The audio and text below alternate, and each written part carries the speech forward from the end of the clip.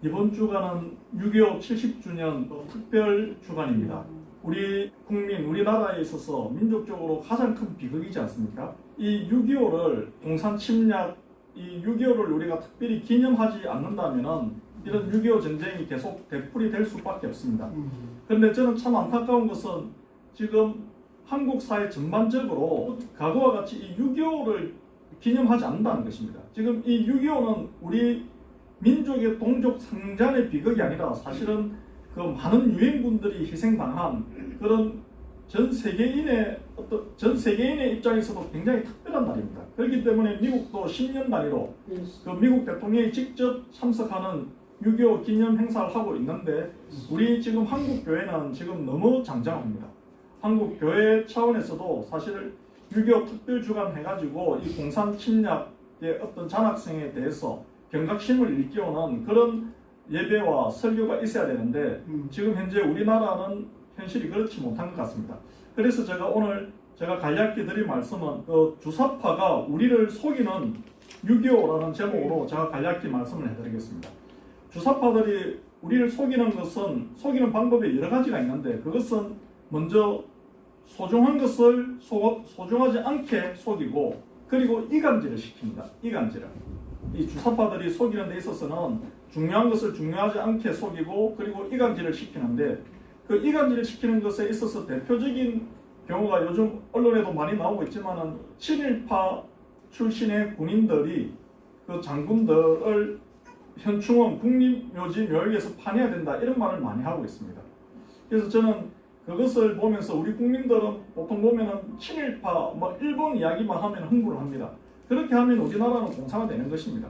우리가 친일파, 일본 좌익 세력들이 어떤 선전선동을 할 때 우리 국민들이 이렇게 잘 속아 넘어가는데 그래서 제가 백성엽 장군에 대해서 간략히 말씀드리면은 백성엽 장군은 그 당시에 감도 특설대, 만주 군강학교 그 당시에 일본이 그 만주 계례국을 만들었습니다. 중국을 점령하기 위해서 만주 계례국을 만드는데 그 만주 계례국이 사실은 그 당시에 그 만주 계례국이 세계에서 가장 선진화된 그런 나라가 있습니다. 아주 계획적이고 어떤 교육이라든지 여러 가지 면에 있어서 아주 선진화되어 있었기 때문에 그 우리 조선 식민지 백성 그 학생들이 엘리트 교육을 받기 위해서 만주 군관학교라든지 만주 특설대 거기서 더 우수하면 일본 육사 이렇게 유학도 가고 했는데 거기서 현대전을 경험할 수 있는 그런 교육을 그 사람들이 받았기 때문에 6.25때 소련이 그 당시에 얼마나 최강이었습니까? 소련으로부터 현대적 군사 지원을 받은 김일성이가 기습망침을 했을 때 막아낼 수 있었다는 것입니다. 만약에 일본으로부터 군사 교육을 안 받았으면 공산 침략 못 막아내는 겁니다. 공산 침략을. 그래서 우리는 이런 관점을 우리 기독교인들은 하나님의 승리적 관점을 봐야 되는데 세상 사람들은 이 하나님의 승리적 관점을 잘 이해하지 못합니다. 그런데 안타까운 것은 기독교인들도 하나님의 승리를 잘 모른다는 것입니다. 이 승리라는 것은 뭐냐면은 지금은 틀렸지만 100년, 200년 뒤에 맞는 게 그게 승리입니다. 즉 다시 말씀드리면 지금은 맞아도 100년, 200년 뒤에 틀린 게 그것이 승리입니다. 그럼 뭐가 맞느냐? 100년, 200년 뒤에 결과가 그게 승리입니다. 지금 현재 일어나는 게 승리가 아닙니다. 승리라는 것은 지금은 맞는 것 같아도 100년 뒤에 틀렸으면 그거 틀린 겁니다. 그게 승리고 지금은 틀린 것 같아도 100년 뒤에 맞으면 그게 맞는 겁니다. 그게 하나님의 승리인데 그런 우리나라의 이런 역사는 하나님의 승리적 관점으로 봐야 되는데 기독교인들마저도 그것을 볼 수 있는 통찰력이라든지 안목이라든지 이런 게 저는 굉장히 부족한 것에 대해서 상당히 답답한 마음이 들었습니다. 그래서 백성의 그 장군, 그분이 낙동강 방어 전선을 지켜냈기 때문에 메가더 장군의 인천 상륙 작전도 가능했던 것입니다. 낙동강 방어 전선을 지켜냈기 때문에 대규모 유엔군, 국제군, 미군도 이렇게 상륙할 수 있었던 것입니다. 그리고 이제 일본도 마찬가지입니다. 유엔군이 참전을 결정할 수 있었던 여러 가지 이유 중에 정말 중요한 요인은 일본이 군수 보급 기지 역할을 해줬기 때문에 가능했던 것입니다. 만약에 일본이라는 나라가 없었으면은 미군이라든지 유엔군 우리나라에 오는 것 자체가 불가능했다는 것입니다. 일본이 국방에서 군수 보급 역할을 해줄 수 있었기 때문에 그것이 가능했기 때문에 유엔군이라든지 미군이 대규모 우리나라에 상륙해가지고 전쟁을 수행할 수 있었다는 것입니다. 왜냐하면 일본에서 군수 보급, 포탄이라든지 총알이라든지 여러 가지 이런 이런 부분들을 군수 물자를 보급 안 해줬으면 우리나라 전쟁을 할 수 없었다는 것입니다. 근데 이제 우리나라 사람들은 일본은 6.25 전쟁 때문에 우리 때문에 경제 일으키고 부자 됐다 이거 생각합니다. 이 굉장히 이거 어리석은 생각입니다. 왜냐하면 일본이 우리나라 때문에 뭐 부자가 되고 발전하고 그거 생각할 필요 없습니다. 우리는 일본이 아니었으면 6.25 전쟁 때 공산화될 수밖에 없었다 이걸 생각해야 되는데 우리는 이렇게 긍정적이고 좋은 것을 생각해야 되는데 저 주사파 공산자익 공산사회주의자 세력들은 항상 보면은 안 좋은 것을 부각시켜가지고 우리 국민들이 거기에 속게 만듭니다. 그래서 이제 제가 이런 부분 말씀드리고 싶고 그리고 6.25 전쟁 때 이승만 대통령님 서울을 버리고 부산으로 대전, 대구, 부산으로 도망갔다 이렇게 해가지고 얼마나 많은 좌파 세력들이 비난을 합니까? 이게 대해서도 우리 국민들이 통찰 있게 봐야 되는데 그거는 이렇게 봐요. 그렇다면 반대로 이야기했을 때 이승만 대통령이 만약에 도망을 안 가고 그렇게 급격한 전력의 열심에도 불구하고 인민군들과 맞서가지고 군을 지휘하면서 싸우다가 장렬하게 전사하셨다.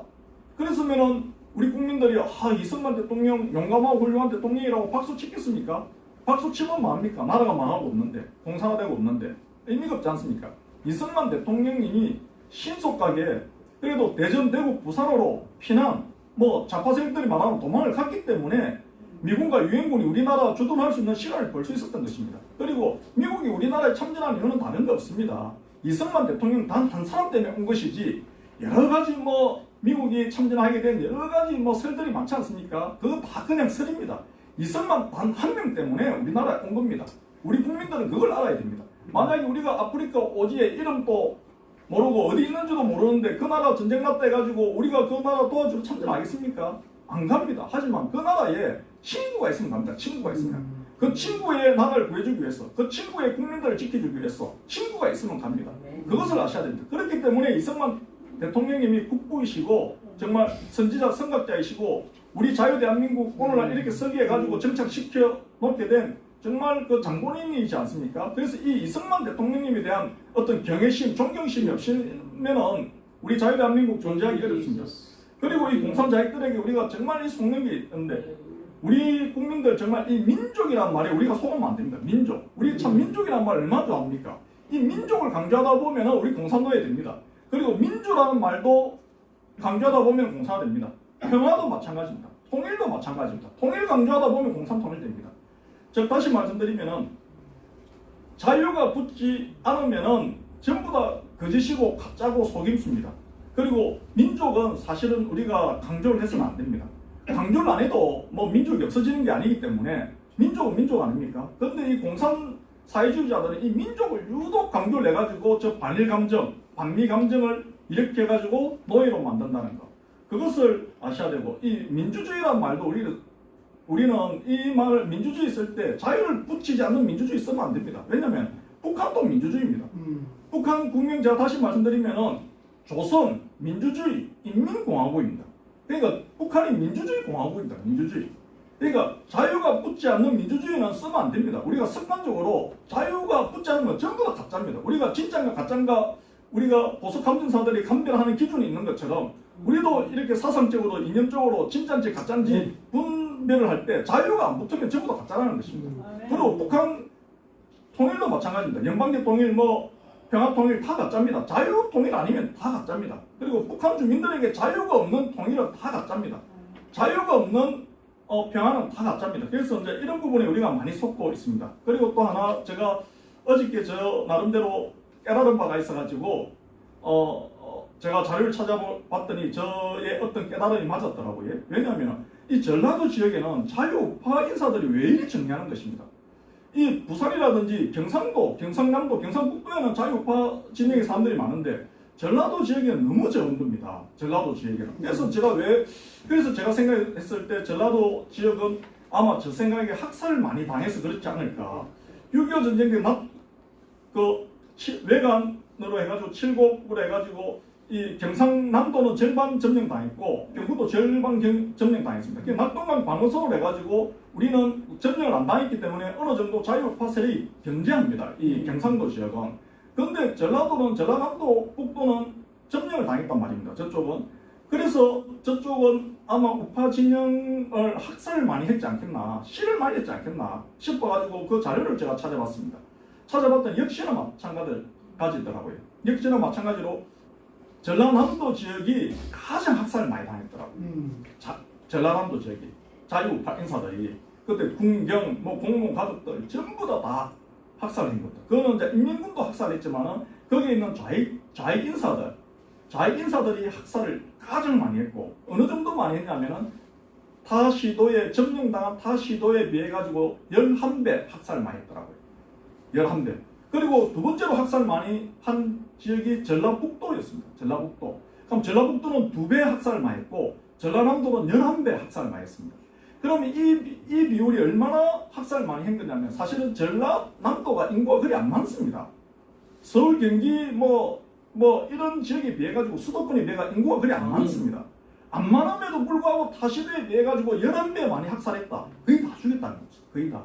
그렇기 때문에 좌익 인사들이 너무 많고 우파 진영의 인사들이 너무나 적다는 것입니다. 그래서 저는 특히 그래서 우리 또 양준호 목사님 같으신 분은 또 전라도 마주 출신임에도 불구하고 이렇게 열렬하게 애국에 헌신, 애국해 주시는 우리 양준호 목사님 특히 귀하신 겁니다. 그래서 이렇게 정말 어둠이 짙을수록 정말 별이 빛나는 것처럼 그런 어떤 어둠의 열악한 환경 속에서도 애국 투사분들이 정말 강력하게 한 분씩 나눠주시는 거 정말 감사합니다. 제가 보니까 이 애국도 아무나 하는 것이 아니라 애국의 DNA가 있는 것 같습니다. DNA가. 우리가 보면은 살만하고 직장 좋고 그리고 여유가 있는 분들 사실 애국운동에 나서야 되는데, 이런 분들이 우리가 봤을 때 당연히 나서줘야 되는데 그런 분들이 안 나선다는 것입니다. 그런데 이렇게 보면은 정말 암투병 중이시고 경제적으로나 여러 가지로 어려운 분들이, 그런 분들이 애국 운동에 나서서 헌신하는 분들이 많습니다. 그걸 보면서 이 애국 아무나 하는 것이 아니라 정말 하나님께서 우리를 택해 주시가지고 택한 백성 해주신 것처럼, 구원받게 해주신 것처럼 이 애국에도 DNA가 있다는 것입니다. 애국에도 반대로 이 간신 DNA도 있고 충신 DNA도 있고 애국 DNA가 있다는 것입니다. 이 나라를 지킨다는 것은 정말 하나님 관점에서 하나님의 합당한 선택받은 그 국민들, 깨어있는 그 국민들이 애국에 나선다는 것입니다. 그래서 우리가 애국에 나서지 않는 여유있고 환경 좋은 이런 분들 바라봤을 때 굉장히 답답한 마음이 있었는데, 제가 이제 이런 깨달음이 오다 보니까 제가 거기까지도 이해를 하게 되었습니다. 하지만 우리는 그분들 계속 깨워야 됩니다. 계속 깨워가지고 다 같이, 왜냐면 우리 힘만으로 부족하기 때문에 다 같이 나라 지켜낼 수 있도록. 근데 그 깨우는 데 있어서 가장 중요한 것은 제가 보니까 복음을 심어준다는 것입니다. 제대로 된 복음만 들어가면은 이 애국자가 안 될 수가 없습니다. 자유우파 인사가 안 될 수가 없는 것입니다. 그리고 우리 자유대한민국에 이렇게 자유대한민국 국민이 되기 위해서는 자유우파적 사고를 가지지 않은 사람들은 사실은 그 사람들은 자유대한민국 국민이 아니라 사실은 적입니다. 제가 봤을 때는. 이 자유대한민국 국민이라는 것은 그냥 자유대한민국에서 나고 자라고 산다고 자유대한민국 국민이 아니라 자유애국적 가치관을 가졌을 때 그 사람이 진정한 자유대한민국 국민이고, 그렇지 않은 사람들은 사실은 적입니다. 우리와 한 공간에 살고 있지만은 적이라는 것을 알아야 됩니다. 그리고 우리 목사님 일본 말씀하셨지만은 사실 일본은 왼수의 나라고 북한은 적 아닙니까? 중국, 북한은 적입니다. 그런데 사실은 원수는 무섭지 않습니다. 우리가 왼수를 만나면 그 왼수가 우리를 무서워하지 우리가 왼수를 무서 안 합니다. 우리는 왼수 만나기만 만나라 때려 죽인다 이런 마음을 갖지 않습니까? 그 왼수가 우리를 볼까 싶어 피해 다니고 도망 다니고 숨어 다닌단 말입니다. 그래서 일본은 무서운 나라가 아닙니다. 사실은 기독교적 가치관으로 봤을 때는 일본을 품어야 됩니다. 우리는 일본을 품었을 때 안보적으로도 강해지고 경제적으로도 강해지고 정말 그것이 진정한 우리 기독교 정신에 합당한 것인데, 근데 우리나라는 기독교 개신국 세계선교 2국가를 하면서 정말 강력한 개신교 미국 다음으로 국가를 하면서도 일본을 왼수로 사랑하라는 그 가르침을 정반대되게 일본을 우리가 배척한다는 거, 이거는 이런 어떤 사고를 가졌다면 한국 기독교는 성숙해질 수가 없다는 것입니다. 만약에 우리가 기독교적 사고관으로 일본을 품었을 때 유럽이라든지 북미라든지 전 세계에 있는 그 나라들이 한국 자유대한민국 국민들 정말 이 신앙적으로나 인격적으로 굉장히 성숙했구나, 저런 나라는 공산화 시킬 수 없다 해가지고 저 공산 진영에서도 바로 자기들이 무너져 버릴 거라는 것입니다. 공산주의를 무너뜨리는 건 다른 거 없습니다. 우리가 신앙적으로나 인격적으로나 성숙해질 때 공산주의는 무너집니다. 그럼 공산주의는 왜 존재하느냐? 자기들이 속이든지 침략하든지 틈이 보이기 때문에 공산주의가 힘을 발휘하는 겁니다. 틈이 보이기 때문에. 저 속일 수 있기 때문에 공산주의가 존재하는 것입니다. 공산주의는 그 침략, 우리 기독교인들 전도하는 거와 마찬가지로 공산주의도 저그들끼리만 잘 살라고 하는 게 공산주의 아닙니다. 이웃 나라를 침략하든지 속여가지고 노예로 만들기 위해서 공산주의가 존재하는 것입니다. 존재 목적이 있다는 것입니다. 그런데 우리가 신앙적으로나 인격적으로나 우리가 성숙해져 버리면 정말 일본을 품을 수 있는 그런 성숙한 어떤 국민의식이 생겨버리면 공산북한은 스스로 무너져 버린다는 것입니다.